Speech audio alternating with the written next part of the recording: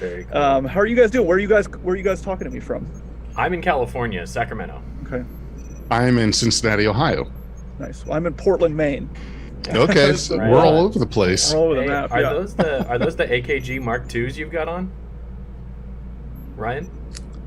The headphones? What are these? I'm in a podcast studio that I rent. Hang on. Oh, okay. Yeah, you nailed it. That's exactly what these are. Yeah. Oh man. Yeah, they just recently went on sale. I'm totally gonna pick some up. Yeah, so I lived in New York for like 15 years, and my wife and I moved here in 2018 because we have a little kid, and it was just cheaper to not be in New York. And I just rent office space whenever I need to do stuff like this. And there's this great Well, the that's guy nice. actually that rents my office space is a huge Star Trek fan.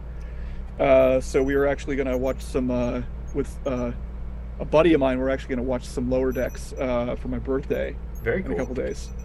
And Yeah. your anniversary was yesterday. Yeah. August is a Happy- big month for me. Yeah, thank you. Happy anniversary, man. How many years? 6. That's excellent. That's Yeah. excellent. I'm coming up on my 9-month anniversary. All right. You just got married? I did on Halloween. We had a Star Trek Lord of the Rings wedding. Sick. Yeah. Are you married? Big J. I am not currently married. Right now I'm engaged to Congrats. who will be my. Well, thank you. I didn't learn my lesson the first 2 times. This is gonna be my third Engagement? third marriage. Nice. So yeah. So wish me luck that maybe I get it right this time. Well, Patrick Stewart has been married 3 times. Okay. Well, This is Patrick quite Stewart's true. been married 3 times.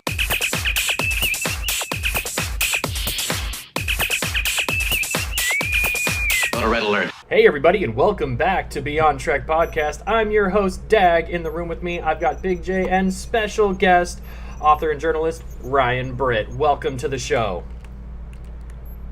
Thanks for being with us, Ryan. Thanks, guys. This is already fun. We've only been here for like 11 minutes.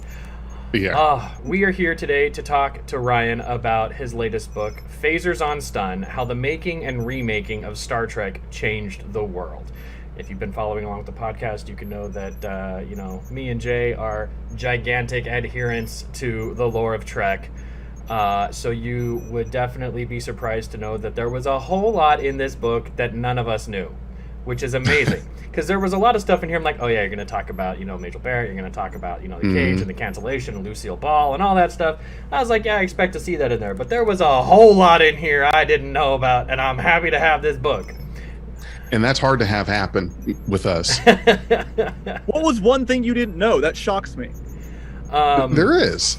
Let me read my notes here, because just one thing I didn't know. Yeah.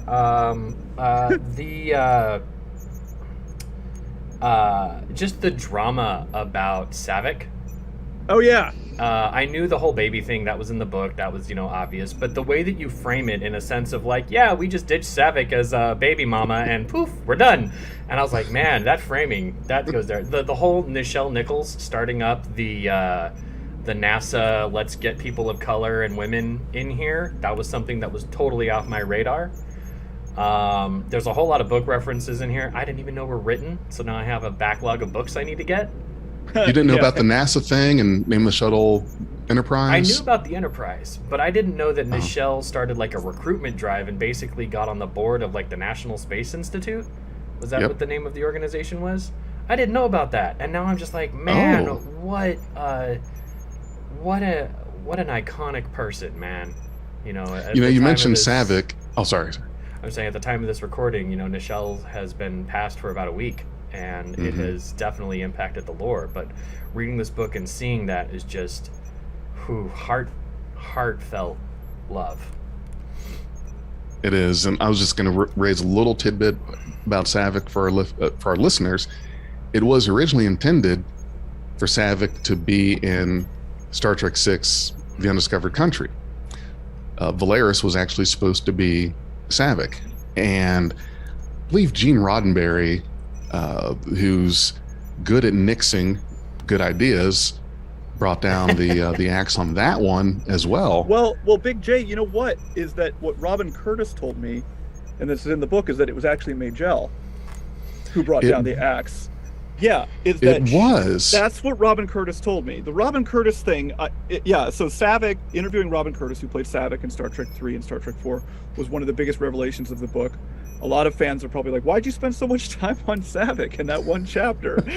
And the answer is because I was just really, Robin Curtis was so generous with her time, and like in the physical book, Dag, as you've seen, and I got a lot of photos from her, some candid photos from when Nimoy first cast her and stuff like that.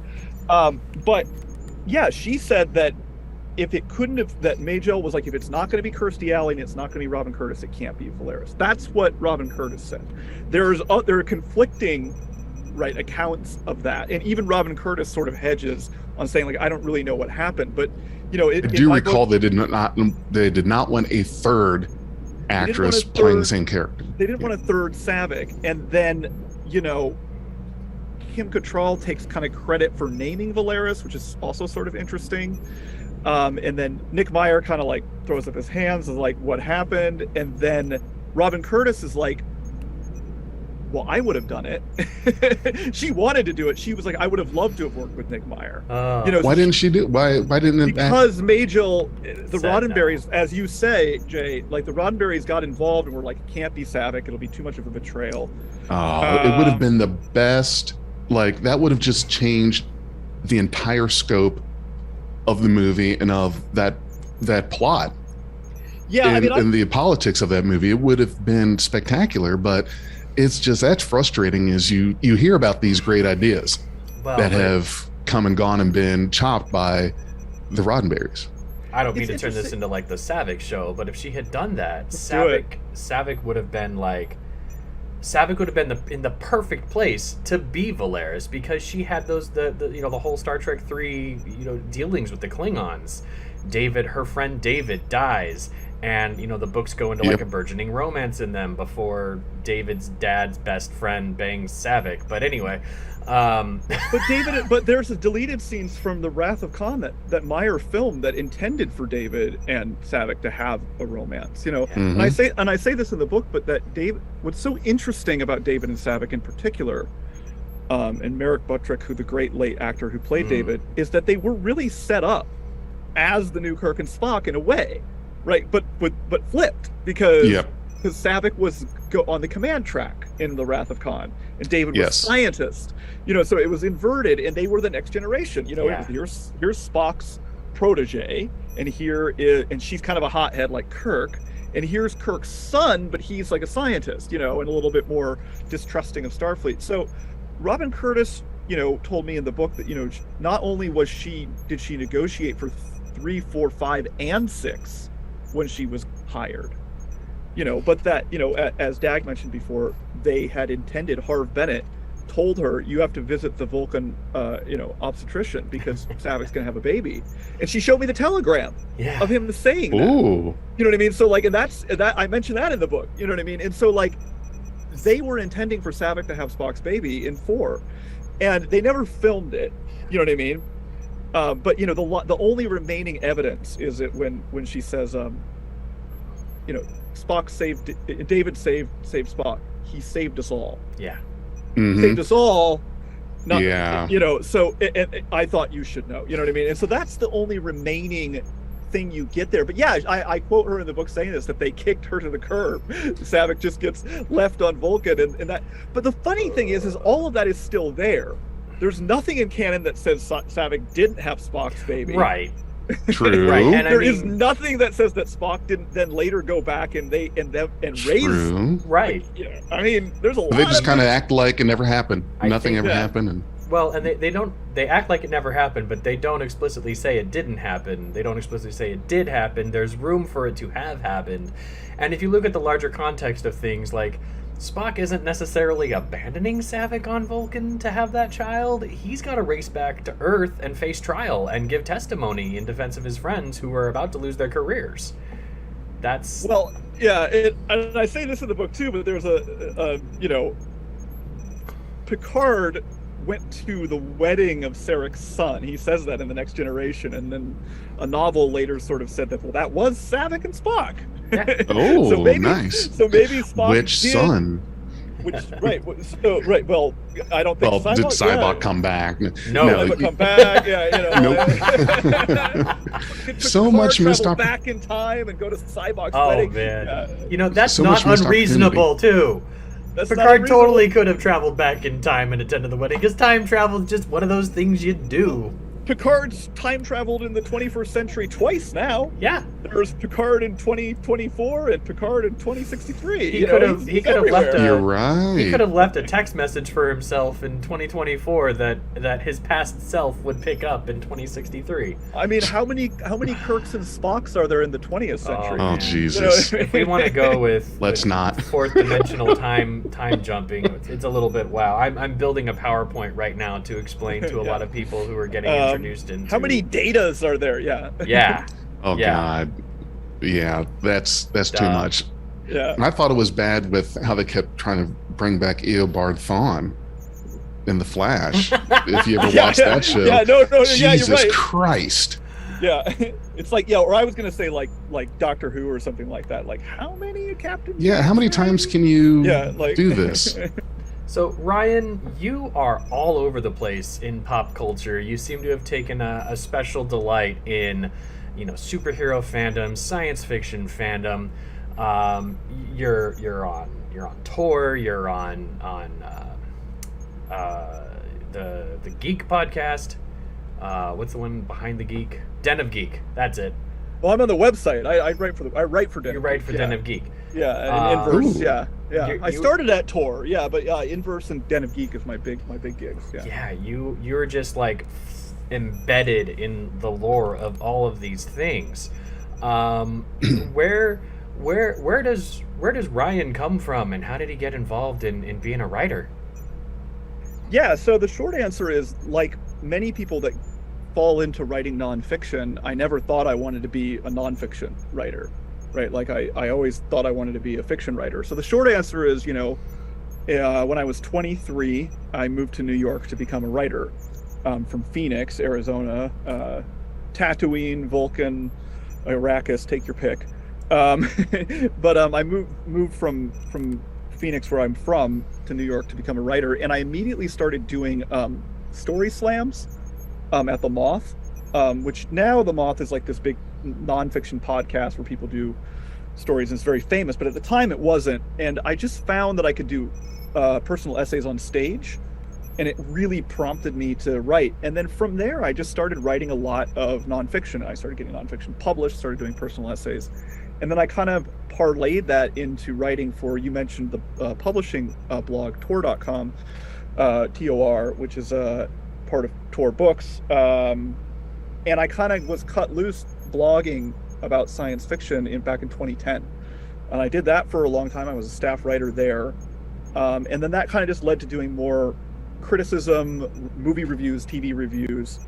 And that allowed me to do my first book, which was an essay collection, Luke Skywalker Can't Read, in 2015, which is a book that now I look back on and I was very optimistic about the Star Wars fandom at the time, because it was right before The Force Awakens came out, and some of it is a bit dated now, but I like my optimism when I go back and read it. And I had a lot of Trek commentary in there.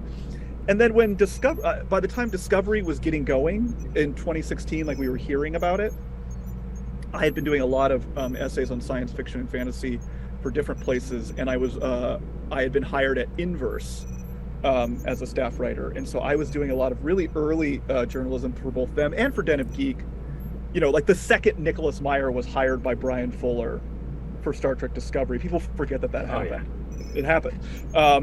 I had a correspondence with Nick Meyer for a number of years, even at that time, because I had interviewed him for a piece I'd written about Sherlock Holmes. So I would get little tidbits from him, and so I did a lot of really early reporting on Discovery, and then I just kept doing.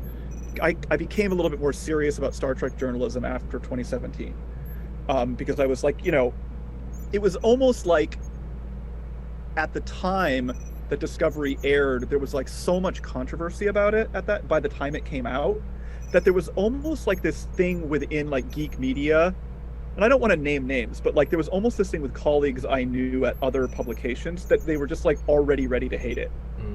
It was Brian Fuller had quit, and there was all this confusion about the, like, how it was going to be distributed, and people were just angry. And I just kind of was like, you know what? I'm going to take this one episode at a time, and I'm just going to report on it and just to have fun with what I can have fun with it on. And as a result, I ended up being a very big cheerleader for Discovery, and I got to interview everybody.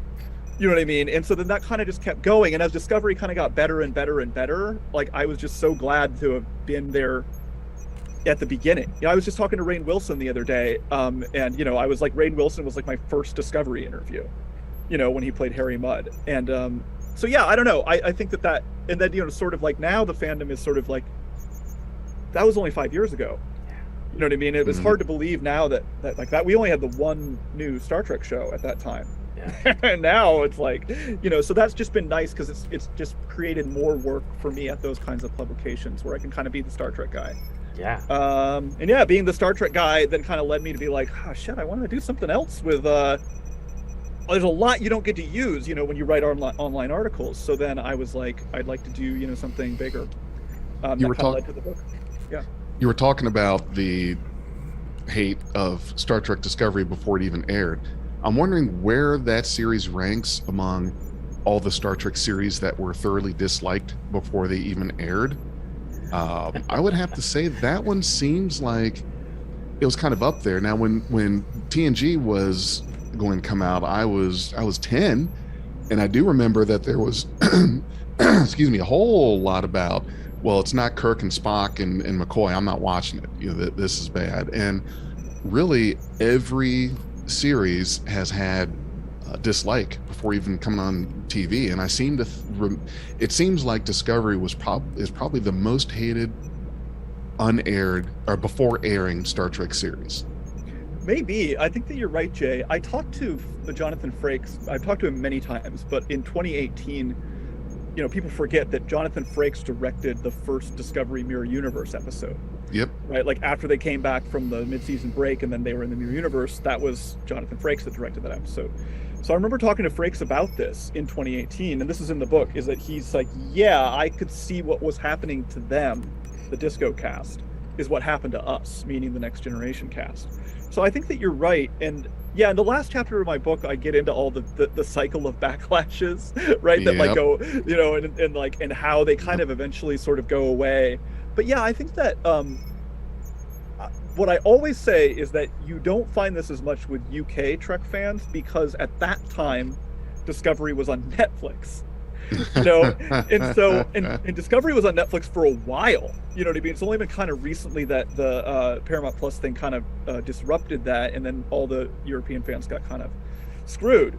And when they could of watching Strange New Worlds and stuff like that in real time. Yeah. So when I heard Netflix was, they basically bought the international distribution of Discovery just based on it was Star Trek, but then after what they got in that first season, they were pretty pissed about the whole deal, and that the short treks were kind of used as a let's sell some stuff to Netflix to make some money. They saw that first season and was like, this is horrible. We're not doing this. We are cutting the deal completely. So there's that little tidbit. But I just got to thinking again. So TNG, it's not Kirk and Spock. I'm not watching it. Then this show's on a space station. Nope, not watching it. A woman captain and they're lost somewhere, not watching it. A prequel series, forget about it, not watching it. So yeah, well, I think that with Discovery, and I like Discovery, and I have a special spot in my heart for it because of everything that I've said, but I think that I don't know as much about the Netflix deal in terms of the internal machinations. Right. You probably know more about that than I do. But what I will say is I think that had Discovery come out on a different streaming platform in 2017, had it just been on Amazon Prime in the States, or had it just been on Netflix, I don't think that you would have had that. There was this built-in thing in the media at the time that was just like, oh, and I hate this new streaming service. And it's like, that's fair. I get it. Yeah. But it's like, there's this weird platform. It was all Paramount Plus had at the time.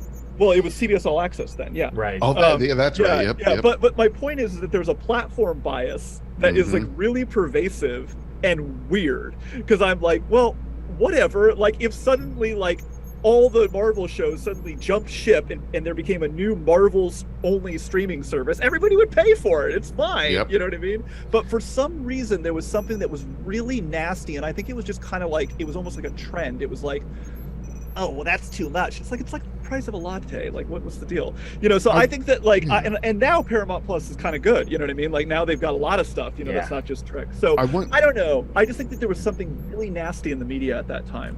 I wonder if it was because of UPN and Maybe. Voyager is a United Paramount network. They took the chances of Voyager being on Fox, like TNG and DS9 was, widely larger network, but then Paramount decided we're going to do our own thing. We're going to do UPN, and right now Star Trek is our only show.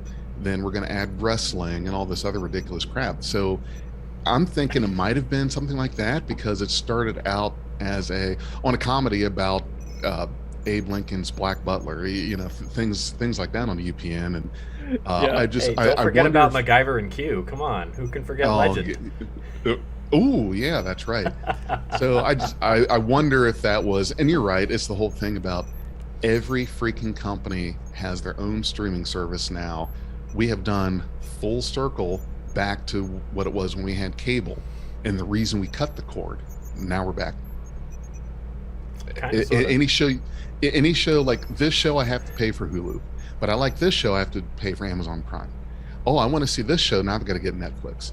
It was like that with cable. There's this one show I like, but I have to get the next tier up of stuff, and that's kind of what was happening there. But I want to switch gears.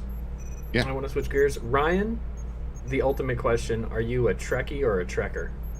I'm a Trekkie. You're a Trekkie. And as I say in my book, I think that the generation before me were Trekkers.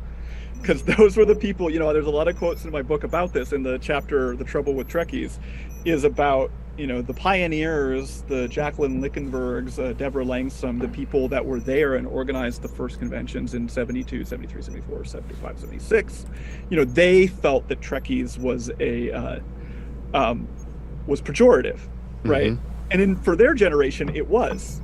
But I don't think it was later. You know what I mean? So I can respect. We took it back. I can respect that for those fans, that is the thing that was insulting. But it didn't stick. You know what I mean? It just didn't stick the way Trekkies did. And Trekkies, at the point at which Denise Crosby makes those documentaries, yep.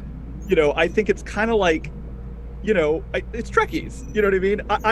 I tend to default to saying I'm a Star Trek person or I am a Star Trek fan. I try to avoid it altogether. But, phaser to the head, I say Trekkies. Just because it's just like, and I say this in the book is because I think that it represents both.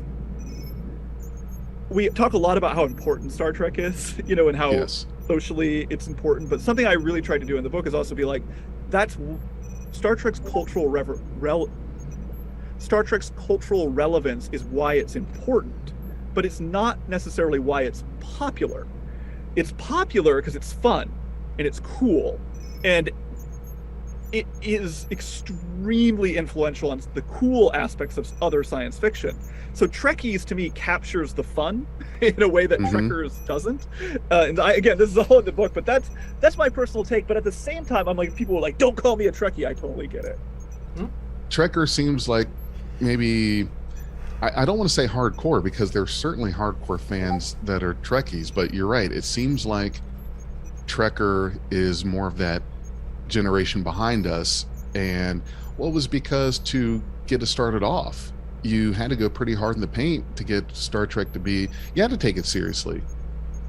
Exactly. Yeah. And in science fiction, and early Star Trek fans were also bullied by existing science fiction fans. You know what I mean? Yes. And so it was like, the nailing down the coinage of Trekkie is hard, but in the book, it's sort of, I can kind of trace it to like, somebody writing about Star Trek fans at a New York Worldcon, a science fiction convention for the Hugos, and that was sort of like a pejorative being used against those Star Trek fans that were kind of had embedded themselves.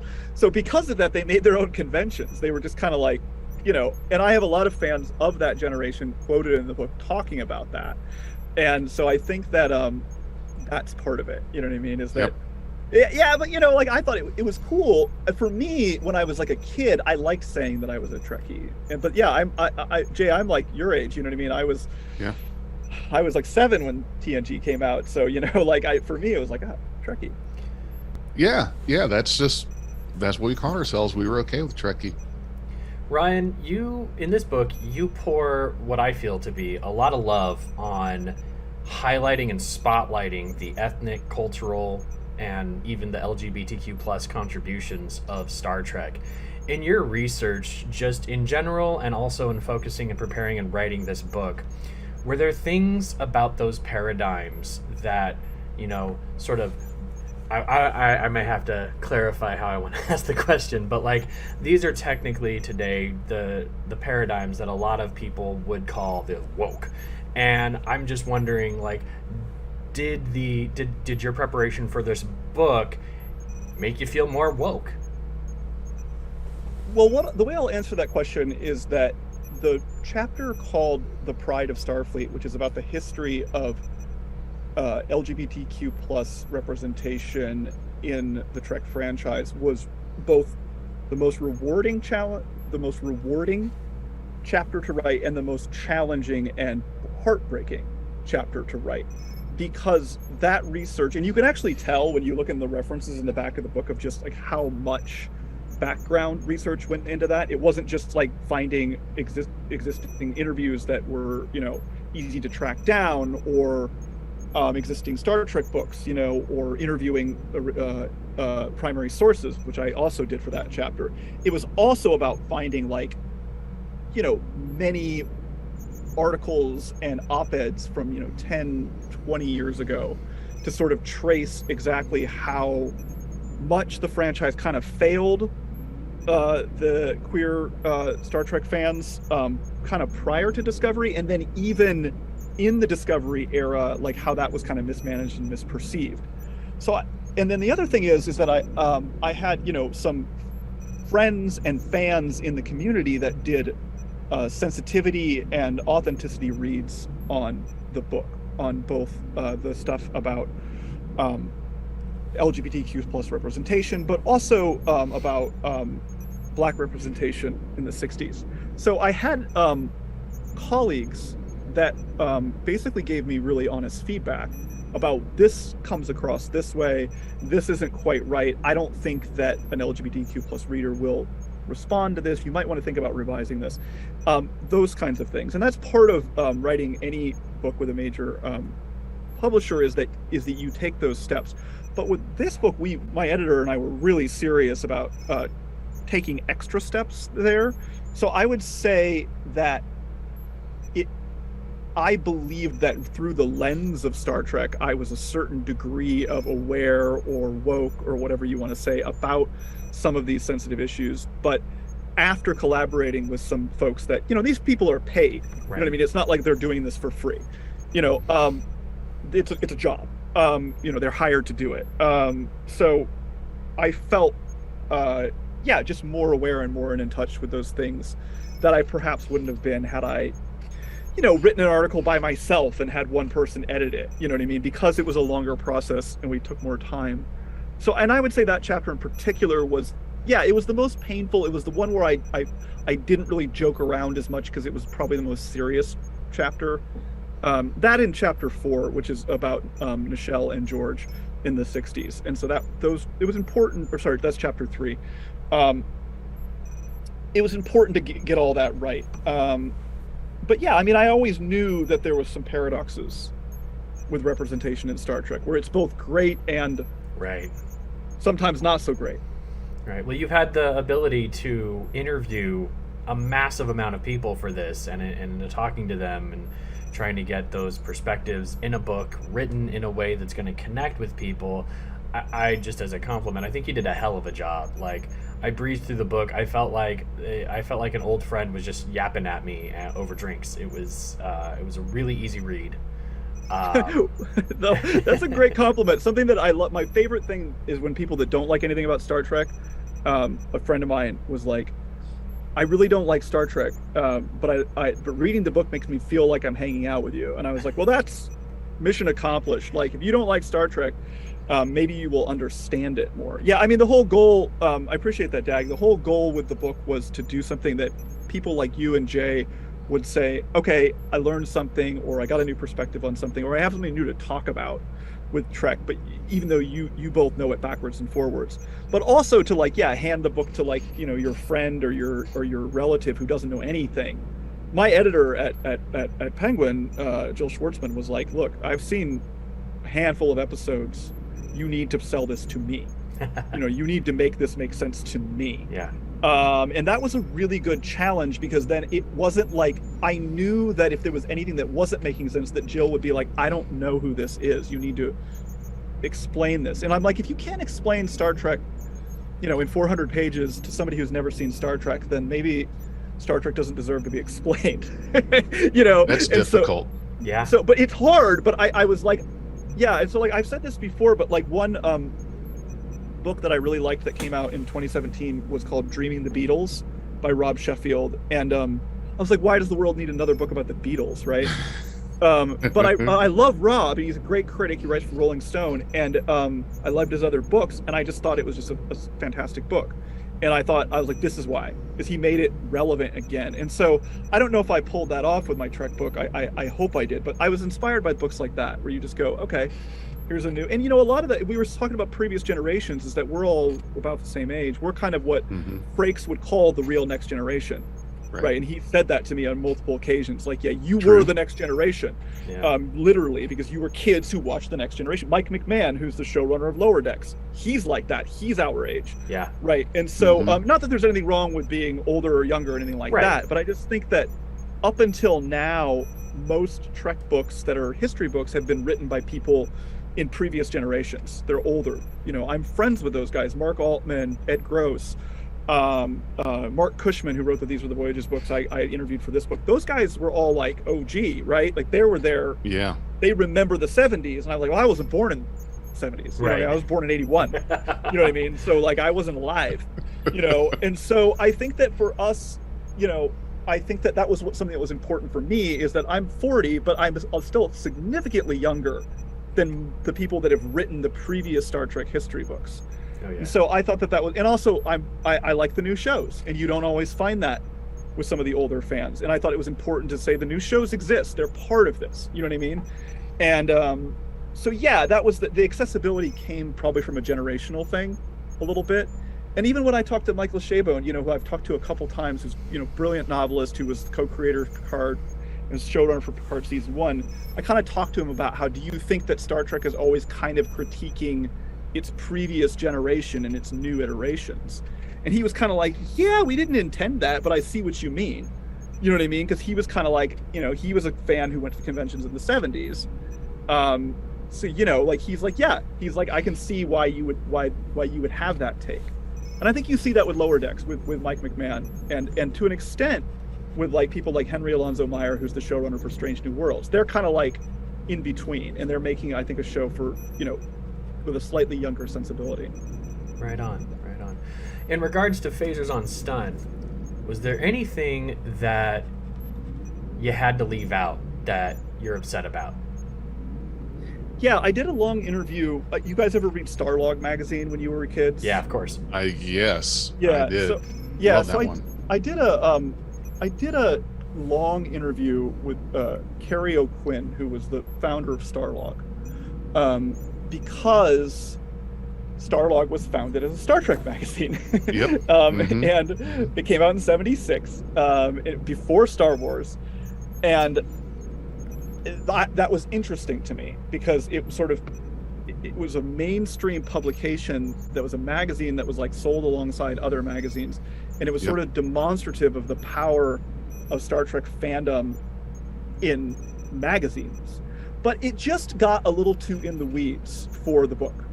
Like, I couldn't fit it in, because I already had so much on the fandom in the 70s that it felt like it would end up being like 2 sentences and then not really worth it. Yeah. And it was just something that I just felt like I wanted to do more about publishing in general, like Star Trek books and stuff like that, because that was also a big part of it in the 90s. about how Oh, dominant Star Trek was. And I've said this before, but like, you would go into the not even the bookstore, like those book racks in the grocery store. Yep. And you'd have like 3 Star Trek novels, you know what I mean, all the time, and then they were always different. And I think that really was a bellwether of how much power it had that people sort of didn't acknowledge and still don't.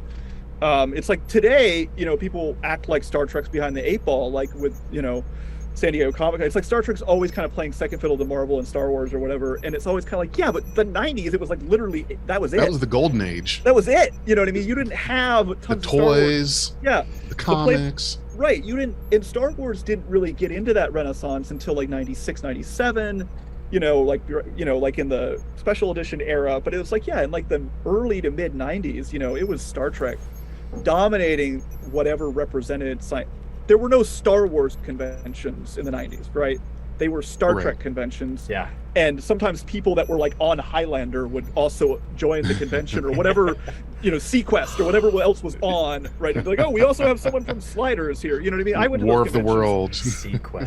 Right. Yeah. Or like whatever the other 90s shows. I'm trying to think of like Time Tracks. You know what I mean? Like the hilarious Babylon 5. would be another Dude, one, Time Tracks. Oh my gosh. I think there's a Harv Bennett connection with Time Tracks. I'm not sure. I need to look that up. But anyway, my point is yeah, I don't remember what my point was. I Happens to us all the Things time. we It's left like- out, man. Starlog was a big part of it. Things that we left out. Yeah, the Starlog was something I left out because it didn't feel like it fit the thesis enough. Okay. I felt like I was trying to say, like, it was like Star Trek changed the world, and it's like, here's this magazine that the casual reader may never have heard of. Care about this, and I just felt like someone like my wife who likes Star Trek, but sometimes it's like, who's Q again? I feel like she'd be like, I don't know why you spent 3,000 words on Starlog magazine. Yeah. And my editor too. My editor's like, so that's something I'm sad was cut though. That's rough. I get that. With Starlog, you can say it all in about a paragraph. It's like juicing your resume. Yeah. You're proficient in Excel or other made up words. Yeah, but yeah, exactly. It would have been like, oh, are you still not convinced that 35,000 people in New York City were amazing? Well, what about this magazine you've never heard of? It's almost like it undercuts it.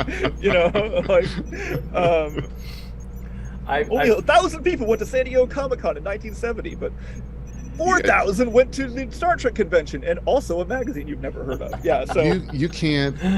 Even when Toys R Us was still around, you could not go to Walmart, Target, Toys R Us, nowhere, and see any Star Trek. Like very, very small representation that Star Trek has had just in the public area. Just the water cooler in regards to memorabilia, and it's a shame.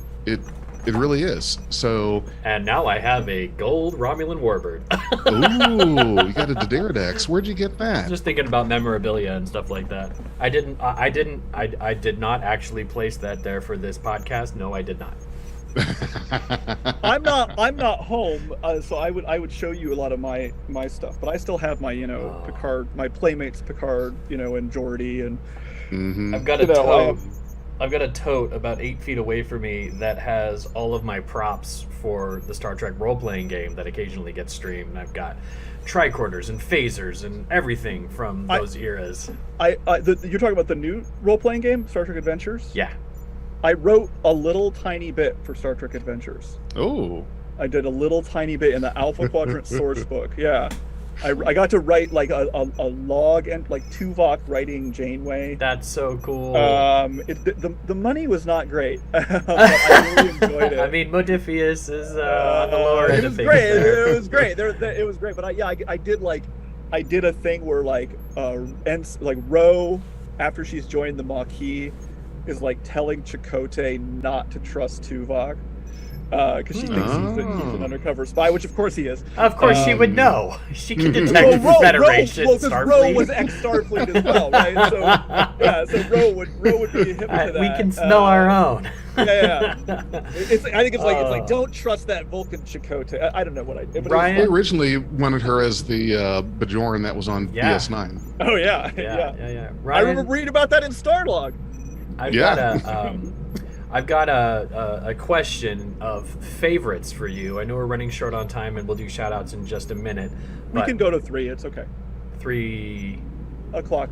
15 more. Oh, minutes, yeah. okay. Cool. Okay. So for favorites, do you have a favorite episode, a favorite series, and a favorite character in Star Trek?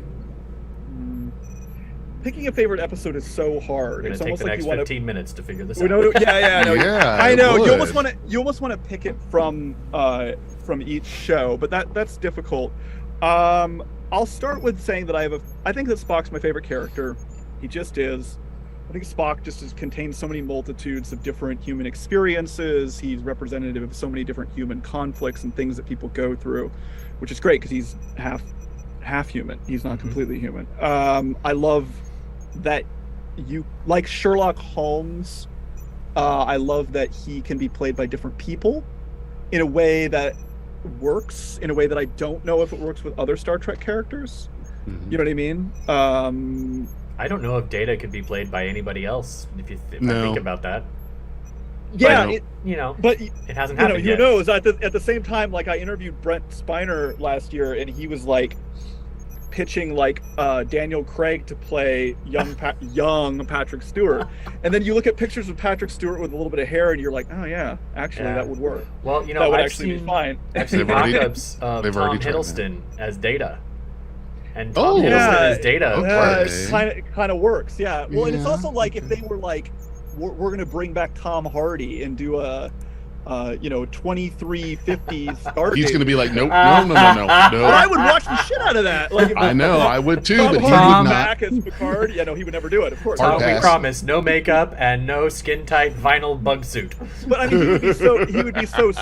Imagine just like a period piece where they film it just like The Wrath of Khan, because that era of uniforms Yeah. Yeah. is on the Stargazer, and it's just Tom Hardy just kicking ass. That would Tom be Hardy's going to be like, screw you guys, all right? That could have been. That You could have put been me a through season, hell.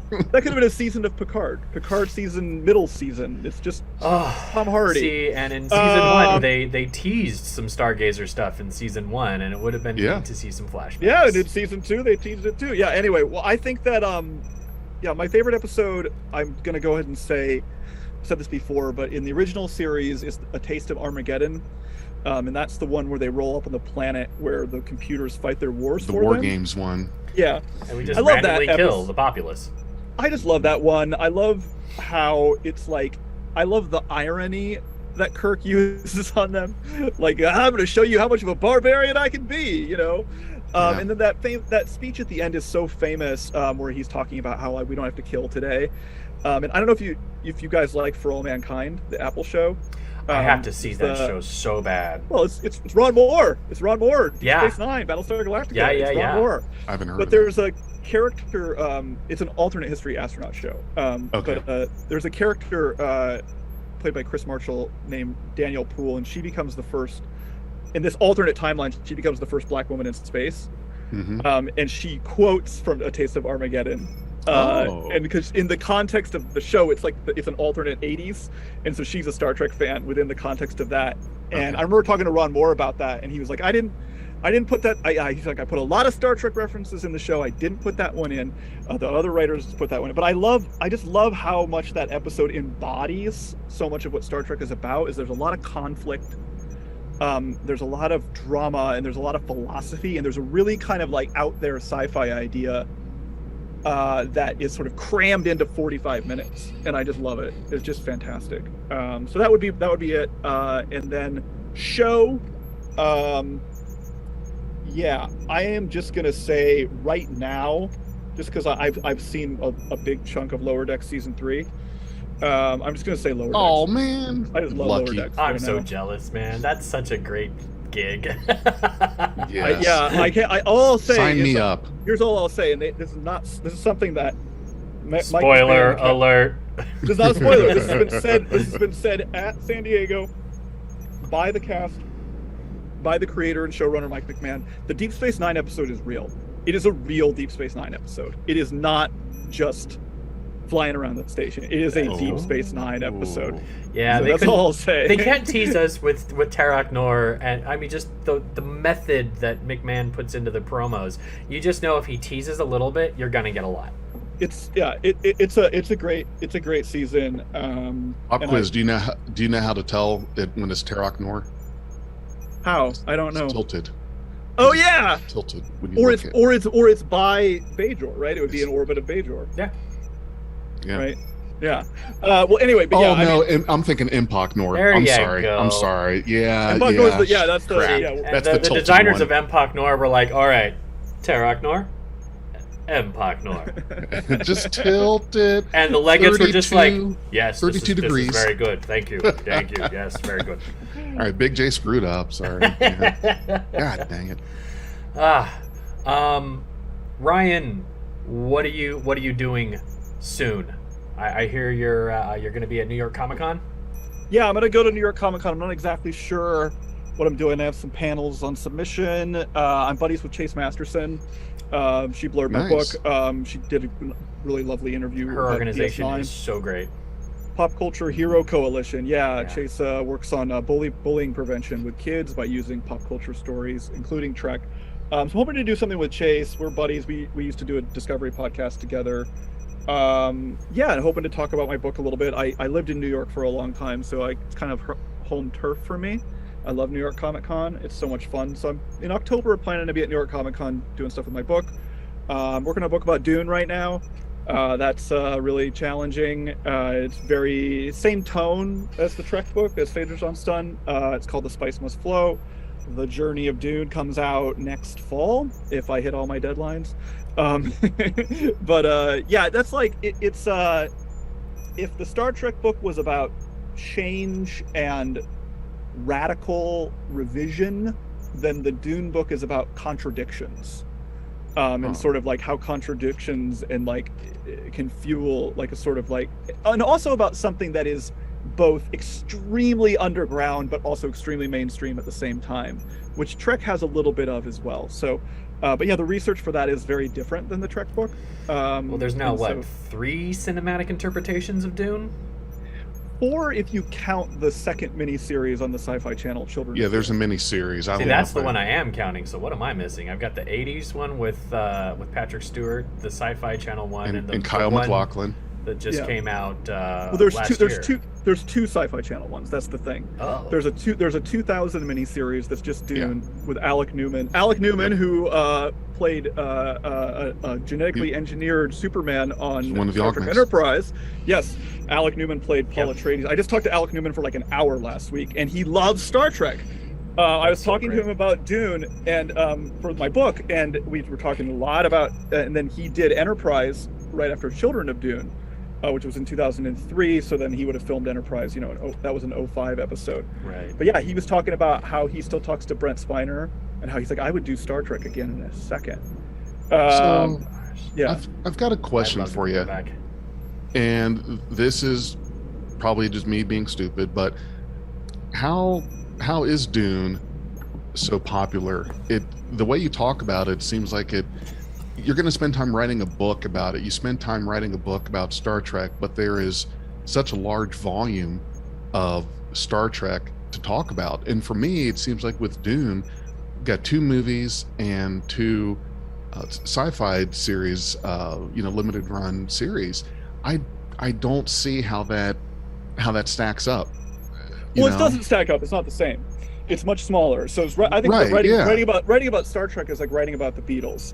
Writing about Dune is like writing about an indie rock band. You know what I mean? So that would be so the scale is definitely different in a book like this. Why would you torture yourself with a book based on that little material? Well, there's a lot more material than you think. There were 6 original books that he wrote. And there's also 30 spin-off books. And there's also this impending HBO miniseries, assuming that happens. But beyond that, what the book is mostly about in the middle anyway is the influence. No Dune, no Star Wars. Period. There's no Star Wars without Dune. No Dune, maybe no Patrick Stewart on The Next Generation. Oh, okay. No Dune, no Kyle MacLachlan working with David Lynch for all those extremely important and influential David Lynch movies. I get where you're going. So there is something, it's a vector for many things. And I think that that's really interesting. It's also Children of Dune, the third book in the series, was the first science fiction hardcover bestseller ever. Nice. Okay. Like New York Times bestseller. There had never been a hardcover science fiction book on the New York Times bestseller until the third Dune book. Wow. Which is like the search for Spock of Dune. Yeah. Or like, I don't know, the Return of the Jedi or something. It's not one of the more popular ones. But it's the end of the sort of trilogy that is accepted as being good. But so the thing is that it's very influential. It was also a book that broke out of the, like Star Trek, was mainstream. Like Star Trek just wasn't popular among science fiction fans. The Dune books are extremely popular among non-science fiction fans and remain so. And it was almost like Star Trek, kind of isolated from the science fiction community, the literary science fiction community. And there's a lot of politics and environmentalism in the way that it was created, and that is tied up in the 60s. And so the 60s are a really interesting time for science fiction to change. So there's actually some interesting overlaps with Trek. Like Frank Herbert was one of the authors that Harlan Ellison got to sign the first petition to NBC to keep Trek on the air. So there's like this weird sort of intersection of when science fiction stops being kind of conservative and then it starts being, the new wave comes with all, Ursula Le Guin and Harlan Ellison and a lot of the people that wrote for Trek, Theodore Sturgeon, etc. And Herbert's Dune is sort of like the big part of that. So it is the most mainstream underground thing simultaneously. So it's nothing like Star Trek. But it is, it's like I said, it's like an indie band that somehow everybody knows about. And so that's sort of what the book is. It'll be a little shorter than the Trek book. It won't be as long. It'll probably be, the Trek book is about 100,000 words. This will probably be about 75. I like when you talked about it being a vector. That's a good angle to look at it. That without Dune, you wouldn't have these different branches of things that came later. Also, nobody's actually done what I'm doing. Like with the Star Trek book, people have tried to do the entire history of Star Trek before. Nobody's done a book that says, we're going to start with Herbert and his novels. We're going to start with the short stories, or the way the Dune was published was serialized, and people don't know that. And the differences are really weird. And then we're going to go through the first novel, and then we're going to go through that, and then we're going to go to the Lynch Mill. But nobody's done it. So that's the other thing. That's the other challenge, is it's kind of like, well, nobody's done this. There will be some version of it which will be a lot less fun. I might as well do the fun version. Someone's gonna do it. Might as well. Somebody's gonna do it, and it's gonna be boring. And so I'm gonna do the version of it that's not boring. That's my answer. That's amazing. I can't wait to see what you have in store for us coming out next year. Yeah, next fall. But Phasers on Stun is on sale now. Yes. And anybody anywhere, if you want to get like just 400 pages of the absolute everything you ever wanted to know about Star Trek, I would highly recommend picking up a copy. If you have a Trekkie in your life who annoys you with, I don't know why you'd be watching this podcast if Trekkies annoyed you, but I mean, get that friend this book, because they're gonna learn something. I did, and I'm gonna reread it because I'm sure I glossed over some stuff. There's that whole scene with DeForest Kelley in the hotel room that I was just like, man, you know how to set a scene, dude. I got like super noir vibes. I'm expecting Cagney to walk in any second. Well, I researched that comes from Joan Winston, who's one of the first fan organizers. She had all these great essays that she wrote about hanging out with them, and when you pour through them, you can create kind of a composite of what happened. So it's just like that's another thing. I was saying that's another thing that really impressed me is the breadth of detail you went to find. You're referencing like a 1994 edition of TV Guide, which I actually have in a tote back there. It's just, you were better than detail oriented on this. Just well, great. eBay is my friend. I love eBay. I love finding. Like my wife is always like, "Is this a research eBay cost?" And I'm like, "Everything kind of is, like everything I buy on eBay is kind of for research." My greatest fear tax is that deduction. Well, My greatest some of it- fear is that I pass away and my wife sells my stuff for what I told her it cost. Yeah, oh, yeah. I love that, Jay. Unfortunately, I have the same. What you will find when you are married is if you have a joint bank account, is you can't hide. It's like why? She's like, why was this $50? And I'm like, well, It was a old. book. It's old. You know, it's out of print. I need it. But oftentimes I did. Those TV guides are not as cheap as you think. Mm-hmm. You know, you think, Right. oh, they're probably like, what do you think? They're probably like $2. Not so. Sometimes they're like $15, $20, you know? And I'm like, I had this when I was a kid. Why Yeah, did I not keep it?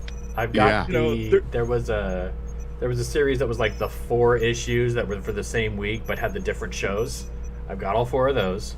And then there was one that came out in 2004 that was like the top 25 science Yeah. fiction shows of all time. I've got that one. Wow, TV The guide.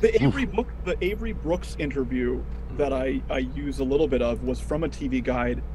That it wasn't like super expensive, but it wasn't like dirt cheap either. It was kind of like, but I need it because it was like it was like the first big interview that Brooks did with TV Guide had done at that time, and I remembered it from being a kid as him being a little cagey, you know, which he was famously very, you know, he just didn't take any shit from these people, you know what I mean? Like, Right. he's just such a direct, interesting person. And, you know, it's hard. I mean, Ira Stephen Bear didn't get Avery Brooks to do new interview material for the Deep Space Nine documentary. Yeah. They used archival material. Yeah. Brooks does not do interviews, right? Right. The last interview he did was with Shatner Well, for and- the captains. Like even Yeah. on set, he everybody who wasn't Cirroc Lofton or Penny Gerald Johnson referred to him as Mr. Brooks.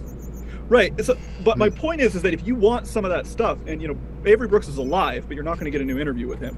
But if you want some of that stuff with Trek, you know, sometimes you can't get those folks either because they're not doing interviews or they're not around anymore. And so you got to find the old interviews. Yeah. You know what I mean? And sometimes, you know, you find the stuff on Wikipedia and you'll find something quoted, and then you'll find the actual article that it's inside of, and it's just completely different. Yeah. And the one quote that Wikipedia has pulled out is like, well, that's not really representative of what they meant at all. Out of context completely. Yeah, and you know, and I'm not doing straight transcripts or anything like that. I'm putting my own spin on it. I've got my own weird angles on it too. But I think that